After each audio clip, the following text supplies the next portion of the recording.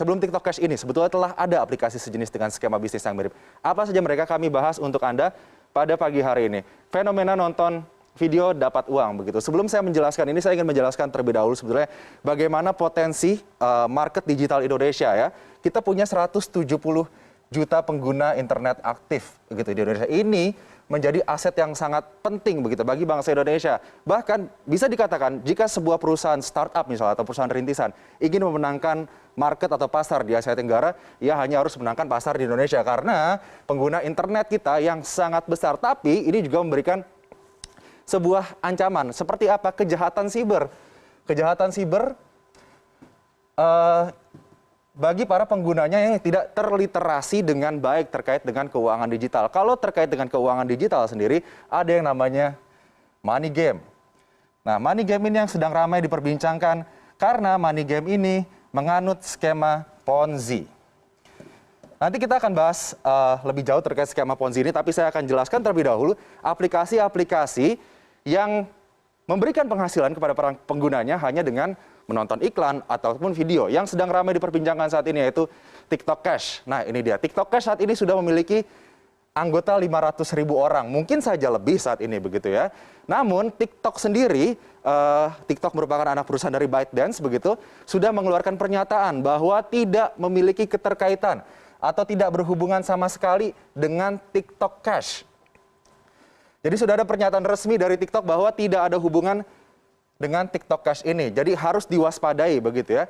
Kemudian bagaimana cara para anggotanya ini bisa mendapatkan uang atau pundi-pundi rupiah? Hanya dengan memfollow akun, like, dan nonton video TikTok saja begitu. Ini dikatakan bahwa dengan memfollow akun, like, dan nonton video TikTok ini akan langsung berhubungan dengan internet celebrity begitu. Jadi dikatakan di sini dengan berhubungan dengan internet celebrity ini akan memberikan suatu hubungan yang mutual atau win-win solution antara para penonton anggota ini dengan para internet celebrity ini yang grafik atau traffic TikToknya akan melesat naik karena banyak yang nonton. Kemudian anggota juga harus membayar biaya pendaftaran. Nah, ini dia. Biaya pendaftaran dan terdiri dari tingkatan level. Ini saya akan bahas ya. Semoga saya membahasnya ini tidak menjadi sebuah promosi, tapi ini sebagai sebuah langkah precaution bagi Anda semua begitu ya.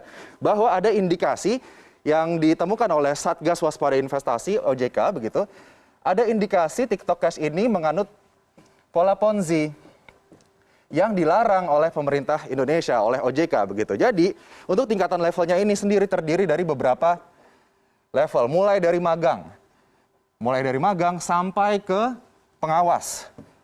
Nah, ini levelan-levelan yang bisa diambil oleh para anggota TikTok Cash ini kemudian untuk mendapatkan pundi-pundi yang lebih banyak lagi. Dan jaraknya di sini dari magang sampai ke pengawas, jika ingin naik atau upgrade tingkat harus membayar dengan nominal 89.000 sampai dengan 15 juta rupiah.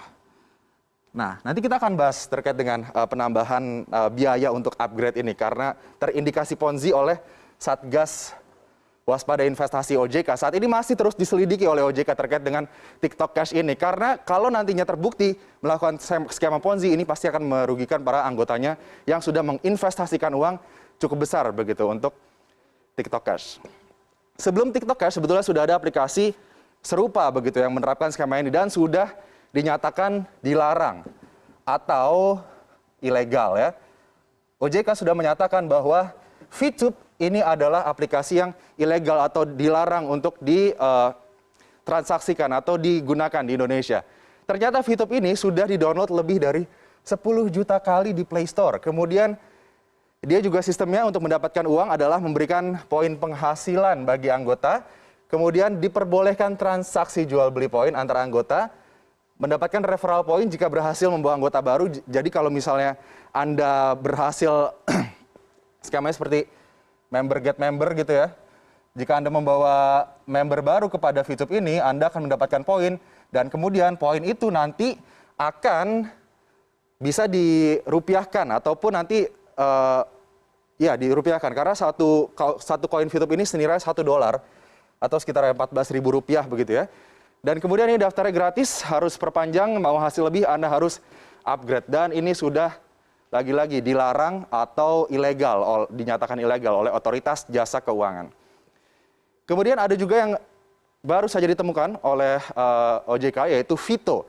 Vito ini sama, hanya menonton iklan minimal 1 kali, maksimal 100 iklan dalam sehari. Kemudian durasi iklannya itu 20 detik, pengguna dibayar Rp3.000 per iklan dan bonus akan dikirimkan langsung ke rekening pengguna. Tidak ada misi khusus dan referral, karena biasanya Anda harus menyelesaikan suatu misi tertentu di suatu level untuk mendapatkan rupiah atau bisa memonetasi uang ataupun poin di akun aplikasi digital ini, begitu ya. Ini juga masih diselidiki oleh OJK. Sebetulnya selain 3 aplikasi tersebut sudah banyak aplikasi lainnya, begitu ya, yang terindikasi menerapkan skema Ponzi atau piramida.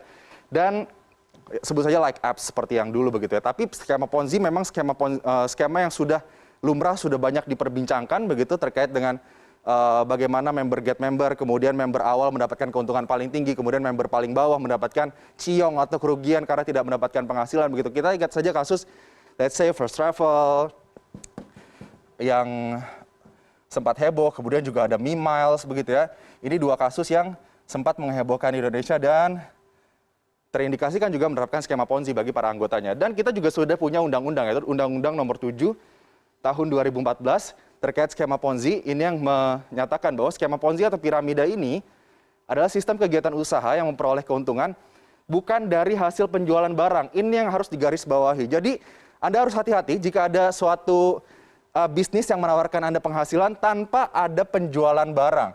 Di sini skema Ponzi memfokuskan kepada memanfaatkan peluang keikutsertaan mitra usaha, terutama dari biaya partisipasi orang lain, begitu. Jadi tidak mengutamakan bagaimana penjualan produknya, kualitas produknya, tapi mengutamakan bagaimana agar membernya bisa merekrut member-member lainnya, kemudian bisa mendapatkan keuntungan dari biaya yang dikeluarkan oleh member itu, begitu. Jadi intinya piramida begini, yang paling atas akan selalu mendapatkan pundi-pundi uang, begitu. Tapi nanti yang paling bawah, mereka yang menyetorkan uang ke atas, begitu, saat nantinya sudah tidak ada lagi orang-orang yang menyetorkan uang ke atas, tidak ada lagi member, begitu, ataupun sudah terbukti menyalahi aturan, begitu ya, yang di bawah inilah yang akan dirugikan. Hati-hati. Berikutnya adalah ciri-ciri investasi bodong. Nah, ini dia, agar Anda tidak tertipu, begitu ya, dengan investasi-investasi yang menawarkan imbal hasil yang cukup besar dengan waktu yang sangat cepat. Nah, imbal hasil tidak masuk akal dan tidak logis. Tadi juga sempat dijelaskan bahwa imbal hasil saja untuk obligasi dan lain-lain, ya let's say 5% atau 6%. Tapi aplikasi-aplikasi digital yang bisa menonton iklan dan mendapatkan uang itu, imbal hasilnya bisa 30 sampai 40%. Ini 5% sampai 6% 1 tahun ya. Tapi aplikasi digital tersebut bisa memberikan imbal hasil 30 sampai 40%, bahkan bisa sampai 100% hanya dalam hitungan bulan ataupun minggu saja, begitu. Ini harus Anda waspadai. Kemudian ada uang muka yang harus dibayarkan dan dijanjikan kembali dengan cepat, begitu. Jadi Anda bisa mengembalikan uang modal Anda itu dengan cepat. Kemudian memiliki layanan lapisan yang berjenjang, tadi bertingkat, dan skema pengelolaan bisnis yang tidak transparan. Yang paling aman adalah bagaimana kita rutin melakukan pengecekan kepada otoritas jasa keuangan ataupun berita-berita, begitu, agar kita tidak tertipu, tidak menjadi korban dari money game ataupun skema Ponzi ataupun penipuan berbasis keuangan digital.